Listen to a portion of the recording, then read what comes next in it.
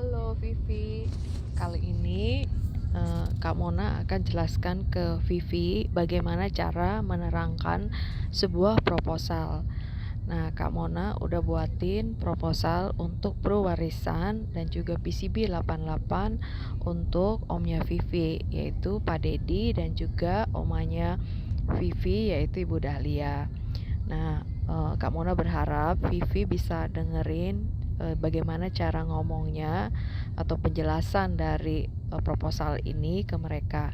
Atau kalau mau juga disampaikan link dari video ini, rekaman ini ke mereka sih juga nggak apa-apa, ya.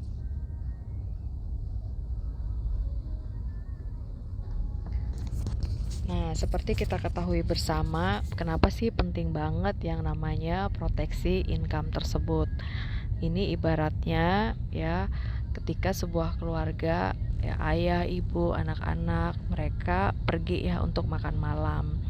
Ketika lagi asik makan malam ya, ayah, ibu dan anak-anak, ternyata tiba-tiba restoran itu dikepung oleh 4 orang perampok ya.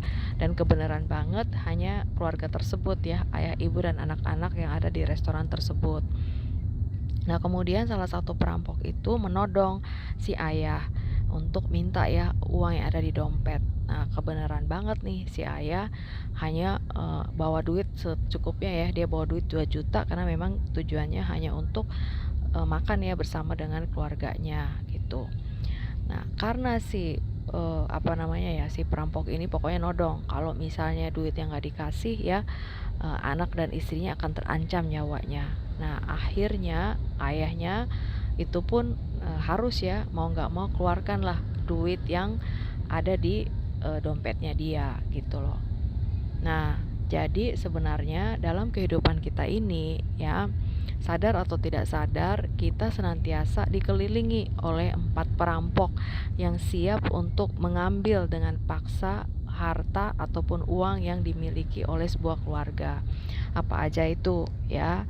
Yang pertama itu tentu saja adalah ketika si kepala keluarga ataupun ibunya ya, pokoknya mencari nafkah utama, mereka meninggal terlalu cepat. Kenapa demikian? Ketika mereka meninggal ya, berarti kan income keluarga tersebut terhenti gitu loh, sehingga keluarga tersebut hanya memanfaatkan uang yang ada. Iya, kalau uangnya saat itu lagi ada, kalau enggak gimana untuk biaya kehidupan selanjutnya, biaya sekolah anak dan lain sebagainya. Nah, apalagi nih perampok yang lain? Yang lain itu adalah sakit kritis. Contoh misalnya tiba-tiba saja si ayah terkena serangan jantung kah, atau kena stroke lah, atau si ibu tiba-tiba kena sakit kanker lah. Contoh seperti itu. Nah, tentu saja untuk biaya pengobatan bisa saja mereka pakai yang namanya BPJS. Nah, cuman kan BPJS nggak bayarin untuk uang makan, uang listrik, uang sekolah anak kan mereka nggak bayarin. Nah, dari mana nih uangnya gitu loh. Padahal saat itu si ayah sedang dalam pengobatan atau si ibu juga dalam pengobatan gitu. Nah, repot kan kalau seperti ini. Yang lain lagi apa? Misalnya terjadi kecelakaan lah, ya kan? Si ayah bisa saja sakitnya parah atau bisa koma gitu ya, atau bahkan terjadi cacat gitu ya, nggak bisa bekerja secara normal. Nah, inilah yang mendasari, sehingga kenapa sih penting banget kita punya yang namanya pengganti income ya. Kalau terjadi resiko ya, ada dana liquid yang langsung cair yang dapat digunakan oleh keluarga tersebut. Nah, selain itu, kenapa sih penting banget yang namanya asuransi atau proteksi terhadap income atau pengganti penghasilan. Nah, konsepnya itu sangat simpel sebenarnya. Misalnya gini, misalnya kita punya uang ya, punya uang ini, kemudian uang ini kita taruh di dompet. Kalau uang ini ada di dompet ya, atau di mana aja lah, misalnya kita taruh di safe deposit box ya kan. Nah, selama uang itu ada sama kita atau ada di rekening bank kita, uang itu masih menjadi milik kita. Benar gak? Benar kan ya? Berarti masih bisa digunakan atau dicairkan untuk biaya hidup, biaya sekolah, dan lain-lain sebagainya. Tetapi jika ternyata ada resiko ya, misalnya tiba-tiba si ayah kena sakit ya yang cukup berat, misalnya seperti yang saya sebutkan tadi, apakah dia kenanya serangan jantung atau stroke atau si ibunya kena cancer. Nah, otomatis kan, uang yang ada di dalam rekening bank itu akan berpindah kepemilikan, ya, bukan lagi menjadi milik kita, tapi ditransfer ke rumah sakit, ke dokter, ke biaya-biaya lainnya, gitu. Sehingga tidak ada satu jaminan pun bahwa uang yang ada, di rekening bank ya atau di dompet kita atau di mana saja itu selamanya menjadi milik kita. Bisa dengan sangat mudah itu berpindah kepemilikan ya. Nah, oleh karena itu gimana nih untuk memastikan bahwa uang yang ada di rekening bank itu ya sebagian besar masih tetap menjadi milik kita. Caranya adalah kita transfer sebagian kecil aja ya ke perusahaan asuransi. Sehingga ketika terjadi resiko ya, perusahaan asuransi lah yang membayar. Jadi kita nggak usah keluar duit lagi nih sampai dengan miliaran rupiah ya, karena misalnya kalau terjadi risiko sakit ya Prudential tuh yang bayar dari puluhan juta, ratusan juta sampai dengan miliaran ya. Jadi dengan kata lain dana kita sebagian besar ya 90% lebih bahkan itu aman di bank gitu ya. Nanti perusahaan asuransi yang bayarin untuk biaya-biaya, apakah biaya rumah sakit, apakah biaya-biaya lain ya, misalnya seperti yang saya sebutkan tadi, untuk biaya hidup, biaya sekolah anak, dan lain sebagainya. Nah, kira-kira seperti inilah konsepnya. Kenapa penting banget kita punya yang namanya polis asuransi. Sebenarnya tujuannya itu adalah untuk mengamankan harta yang sebelumnya sudah kita miliki. Nah, ini kisah nyata dari ibu saya sendiri gitu ya. Nah, di bulan Agustus 2020 ternyata beliau terdiagnosa ada masalah di paru. Setelah dicek ternyata dia mengalami yang namanya kanker paru ya. Nah, untuk perawatannya ini ya dia pakai BPJS ibu saya. Nah, tapi tahu sendiri kan BPJS itu banyak sekali tindakan-tindakan dan obat-obat yang tidak di-cover oleh BPJS, sehingga kami pun sebagai anak-anak itu harus keluar biaya sebesar 250 juta. Ini belum termasuk biaya hidup dan lain-lain. Ini benar-benar hanya untuk obat-obatan ya. Kemudian kita juga biaya bayar suster ya, popok, vitamin dan lain sebagainya. Nah, ibu saya 9 bulan saja gitu dan akhirnya dia berpulang. Nah, kebayang nggak kalau misalnya ya si pasien ya apakah ayah, ibu, suami itu perawatannya lebih dari 9 bulan. Itu bisa habis sampai dengan miliaran gitu. Dan biaya-biaya ini benar-benar nggak di-cover oleh BPJS gitu ya. Nah, ada satu lagi cerita gitu ya. Ini kisah dari kakaknya teman saya. Kakaknya teman saya ini adalah seorang dokter ahli bedah yang terkenal gitu ya di kota Makassar. Satu kali dia kena yang namanya meningitis ya. Ya dokter juga bisa sakit kan. Nah, ketika dia kena meningitis, dia harus menjalani yang namanya operasi bedah. Ya dibuka tuh batok kepala dia gitu ya. Ternyata ada cairan di situ. Nah, dioperasilah, disedotlah cairan itu. Tapi yang namanya operasi ada 3 hasil ya. Sembuh total, normal. Yang kedua mengalami masalah ya. Misalnya dia lumpuh, dia nggak kenal orang, koma dan seterusnya. Yang ketiga dia meninggal. Nah, kakak teman saya ini kena yang kemungkinan kedua tadi ya. Jadi dia benar-benar lumpuh, tidak kenal siapa-siapa. Dia hidup tapi benar-benar kayak mayat hidup aja, duduk di kursi roda dan tidak kenal siapa-siapa, serta biayanya mahal banget karena nggak di cover BPJS. Walaupun kakak teman saya ini seorang dokter terkenal gitu ya, ternyata dia pun bukan orang yang mau untuk menggunakan asuransi. Tetapi karena keputusannya tidak mau menggunakan asuransi, ya keluarganya yang akhirnya menderita. Kenapa? Karena kan dia dokter gitu ya. Kalau dia dokter terus dia sakit seperti yang saya sebutkan tadi, dari mana penghasilannya dia gitu. Akhirnya anak-anaknya pun jadi ikut menderita ya. Mereka harus pindah dari sekolah-sekolah elit gitu ya ke sekolah-sekolah yang gratis gitu. Terus kemudian istrinya juga harus jual rumah dan mereka pun pindah ke rumah keluarga yang lain yang gak dipakai gitu. Dan saat ini kabar terakhir saya terima, istrinya ini benar-benar harus berhemat ya menggunakan sisa tabungan yang ada gitu. Ya, jadi mereka benar-benar sangat-sangat suffer lah ya seperti itu. Kalau seandainya si dokter ini dulunya mengambil keputusan untuk punya yang namanya pengganti income kalau terjadi resiko, saya yakin keluarganya tidak menderita seperti sekarang ini. Dokter ini hidup ya 5 tahun setelah operasi dan akhirnya dia juga meninggal. Tapi akhirnya keluarga ini jatuh miskin ya, habis-habisan mereka untuk biaya si dokter ini. Nah, dari cerita-cerita saya di atas ya, dan ini kejadian nyata, benar-benar dialami, saya alami sendiri, ibu saya alami sendiri ya, bahkan teman saya, teman dekat saya juga alami sendiri ya, kakaknya yang langsung alami seorang dokter gitu ya. Nah, oleh karena itu, kenapa penting banget kita memiliki aset ya sekaligus proteksi gitu ya, yaitu PCB 88 atau Pruwarisan ya. Jadi sebenarnya yang dibeli ini ya selain proteksi tapi dia juga berupa harta gitu. Jadi dia nggak nilainya itu nggak angus gitu ya, bahkan bisa sebagai harta ya. Nah, apa alasannya? Alasannya ini aset yang berupa polis ini itu tidak dikenakan pajak ya, baik PCB 88 ataupun Pruwarisan ya kan. Kalau misalnya ada orang ya, ada seorang ayah gitu ya, atau seorang kakek mau wariskan gitu hartanya untuk anak-anak, cucunya ya, dia misalnya mewariskan rumah gitu ya. Nah, itu nggak mudah tuh pembagiannya ya. Nah, rumah itu harus dibalik nama dulu dan lain sebagainya. Nah, itu biaya pajaknya aja udah luar biasa mahal. Nah, kalau warisan dalam bentuk polis gitu ya, itu nggak dikenakan oleh pajak gitu.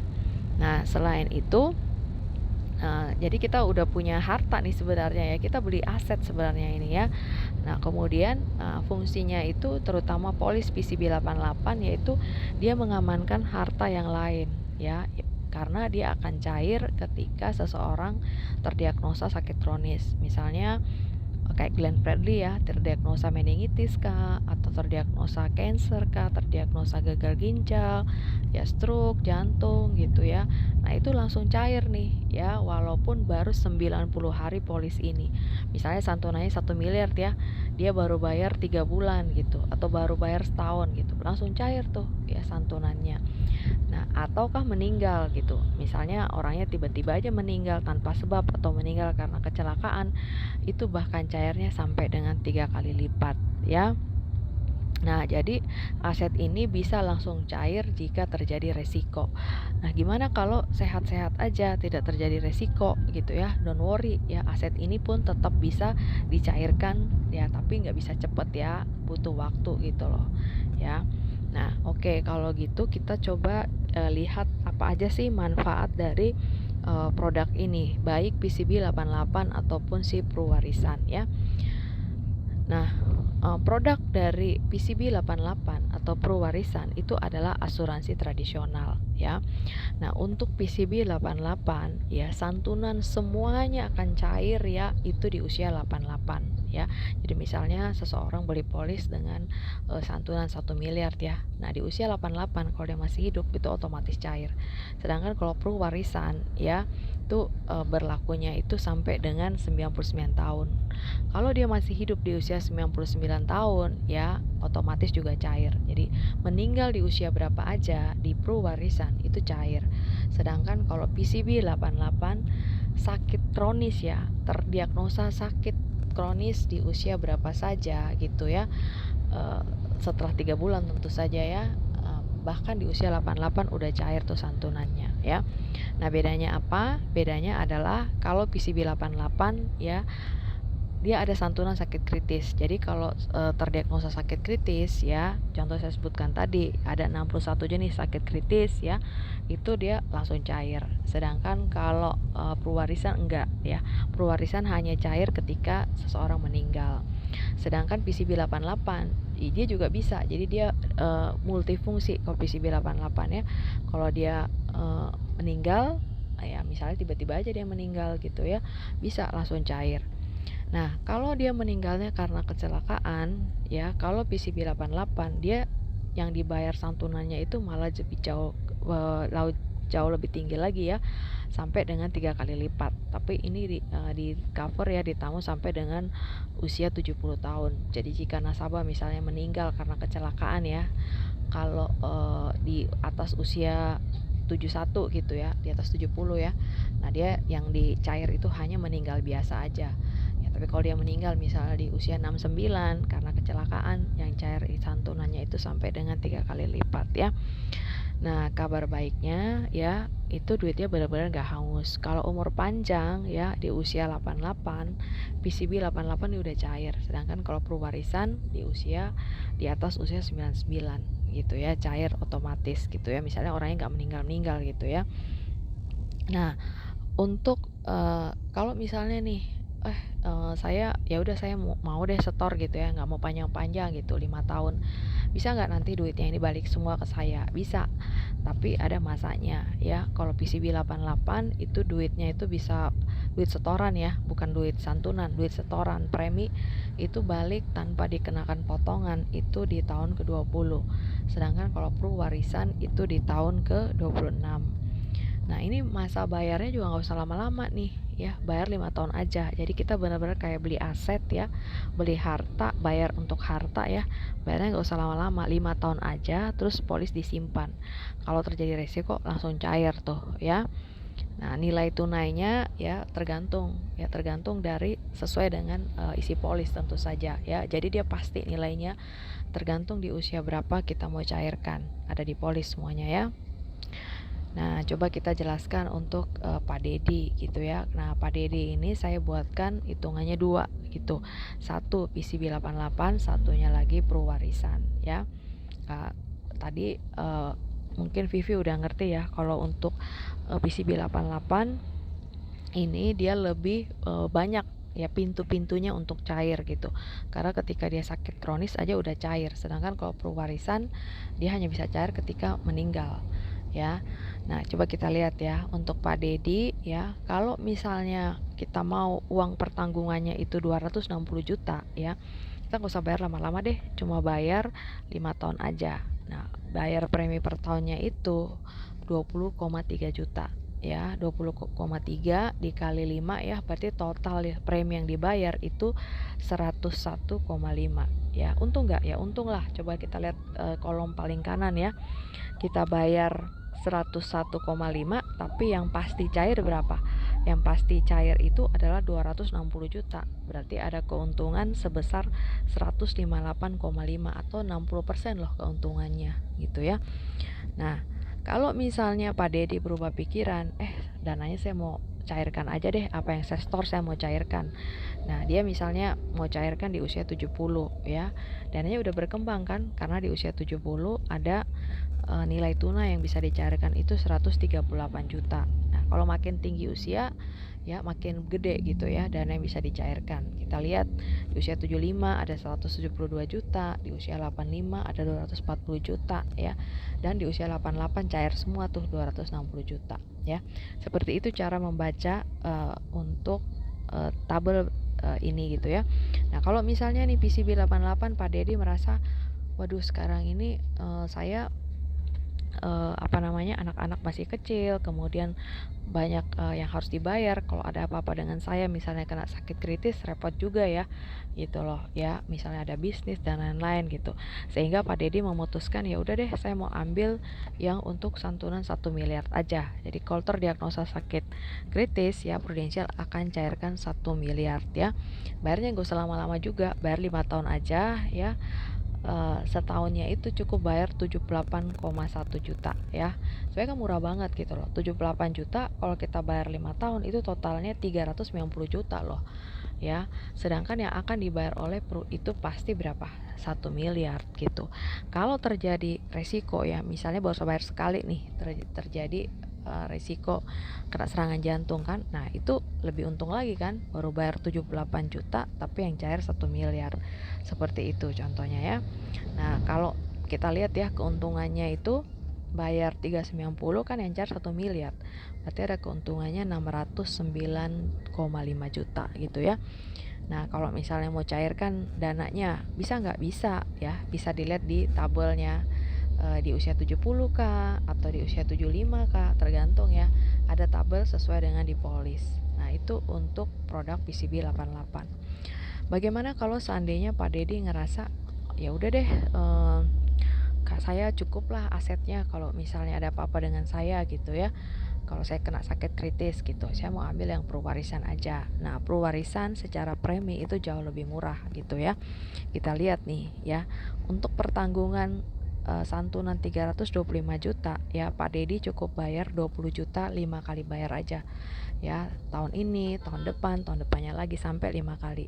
Berarti total yang disetor oleh Pak Dedi itu kalau kita kali 5 ya, itu sekitar 100 juta, 5 juta itu ya. Nah, sedangkan apa namanya, yang akan cair kan pasti cair ini ya, kan nggak mungkin ada orang hidup selamanya ya kan. Nah, pasti cair gitu. Yang cair kan 325, berarti ada keuntungannya ya. 325 dikurang 100 berarti 224 ya, 70%, hampir 70% ya. Bahkan kalau dia mau ambil santunan 1 miliar ya, Pak Dedi bayarnya dikit banget nih, hanya bayar 49,5 juta kali 5 totalnya ya, 247,5 juta. Berarti dia bisa keluarganya sih pasti yang untung, bener gak? Karena Pak Dedi kan udah pindah alam gitu ya, udah di surga gitu ya. Keluarganya akan terima 1 miliar, sedangkan yang di store 247,5, berarti ada keuntungan sekitar 75% ya. Nah, ini contohnya, tergantung sih sukanya mau yang langsung uang pertanggungan jiwa aja, atau yang bisa juga untuk dia bisa cair ketika terdiagnosa sakit kritis ya, seperti itu. Nah, kalau untuk omanya Vivi ya, Ibu Dahlia ya udah nggak bisa lagi untuk PCB 88, karena PCB 88 itu umur paling tinggi bisa masuk tuh 59 tahun, sedangkan Ibu Dahlia kan udah lewat 60 ya, seperti itu. Nah, kita coba tawarkan perwarisan untuk Ibu Dahlia. Gunanya apa? Gunanya adalah ketika terjadi resiko dan Ibu Dahlia harus pulang ke surga gitu ya. Nah, ini dia bisa bagi nih ke anak atau ke cucunya gitu ya. Atau misalnya dia punya aset-aset gitu, misalnya dia punya rumah, punya ruko ya kan. Nah, ketika rumah atau rukonya itu dibagi ke ahli waris ya, itu kan harus bayar biaya balik nama tuh dan pajak-pajak lainnya ya. Nah, oleh karena itu kenapa si Bu Dahlia ini nggak buka aja prowarisan, karena kalau prowarisan ini dia langsung cair tanpa aturan ini dan ono gitu, tanpa pajak dan seterusnya ya. Nah, sama ya, kita nggak usah bayar lama-lama, bayar 5 tahun aja ya. Contoh untuk 1 miliar ya, Ibu Dahlia hanya perlu bayar 104 juta gitu ya. Ya pasti dia lebih tinggi lah. Kita lihat ya dibanding dengan Pak Dedi, kenapa usianya jauh lebih tinggi gitu ya. Sehingga kalau bayarnya 104 juta itu kalau dikali 5 itu berarti 520 ya. Berarti ada keuntungan berapa? Ya, 1 miliar dikurang 520 itu 480 juta ya, sekitar 48% lah ya kan, seperti itu. Jadi pasti untung sih kalau perwarisan. Kenapa? Ini aja udah untungnya udah 48% loh ya. Seolah-olah kita beli aset, harganya aset 1 miliar, kita hanya bayarnya 520 juta saja gitu ya kan. Nah, ini penting banget, liquid, kemudian juga udah pasti cair, gak usah capek-capek cari pembeli dan seterusnya gitu ya. Nah, seperti itu. Bisa nggak bayar bulanan? Bisa ya, cuman menurut saya mending bayar tahunan aja, karena ini hitungannya udah bayar tahunan ya. Kalau mau bayar bulanan itu berarti yang premi ini ya kita bagi dengan 11 ya, itulah keluar angkanya untuk bayar premi bulanan ya. Nah, gimana kalau misalnya Vivi ketemu orang ya, atau mau Vivi buat Oma mau buatin untuk Vivi, atau orang tuanya Vivi mau buatin untuk Vivi, bisa nggak? Bisa. Ya, saya udah hitung. Kalau untuk uang pertanggungan misalnya 200 juta, itu premi per tahunnya murah banget, cuma 5,2 juta aja, bayar 5 tahun ya. Udah 200 mah kekecilan ya. Ya udah kita bayarnya yang untuk uang pertanggung 500 juta aja. 500 juta itu preminya kan 13 juta ya. Berarti total yang di store berapa? 13 kali 5 itu 65 juta ya. Padahal kan yang cair nanti itu adalah 500 gitu ya. Berarti untungnya gede banget gak? Gede banget. Kenapa? Karena Vivi masih muda. Ini contohnya gitu ya, Vi, caranya sama gitu ya. Untuk PCB 88 dia berlaku cair ketika apakah terdiagnosa sakit kritis ya. ataukah dia meninggal, ataukah meninggal karena kecelakaan, atau bahkan umur panjang di atas usia 88 tahun ya. Nah, demikian Vi. Jadi rekomendasi dari kami ini adalah untuk Pak Dedi, ataupun kalau misalnya Vivi mau buka, itu bagusnya sih buka MPCB 88 karena dia multiguna ya, karena saat terdiagnosa sakit kritis itu udah cair nih dananya gitu ya. Dan juga nggak usah khawatir, duitnya sama sekali nggak hilang ya, cukup store 5 tahun aja, dilindungi selamanya bahkan ya. Tapi kalau misalnya mau tarik dana ya di atas tahun ke-20, boleh nggak? Boleh ya, nanti kan ada dia makin lama makin berkembang nilainya ya setelah 20 tahun ya. Nah, ini tidak rugi ambil pewarisan atau PCB 88 karena sama dengan nabung ya, atau beli aset yang liquid dengan harga yang sangat murah. Demikian ya Vi, boleh kamu jelaskan hal ini ke Omo, Pak Dedi, ataupun ke omanya Vivi. Salam.